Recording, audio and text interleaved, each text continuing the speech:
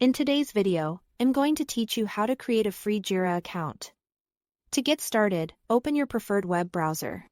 This can be any browser you normally use. As long as it's updated and working properly, once you are ready, go to the Atlassian Jira sign-up page. Jira offers a permanently free plan for up to 10 users, which makes it a great option for small teams, personal projects, or anyone who wants to explore project management tools without paying upfront. Here is no credit card required to sign up. And the free plan includes 2 GB of file storage, which is enough for getting started and testing the platform. When you arrive at the sign-up page, click on Create an Account. This will begin the registration process.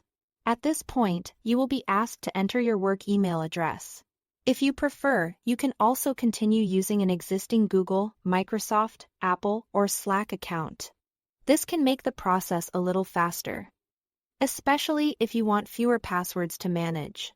After entering your information, check your email inbox for a verification code. Atlassian will send this code to confirm your email address.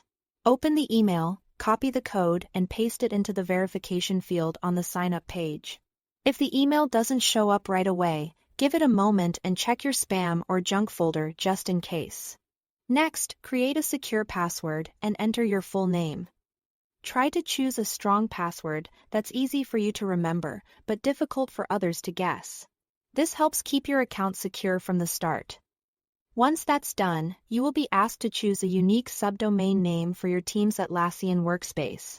This is an important step because it becomes part of your workspace URL, so pick something simple, professional, and easy to recognize.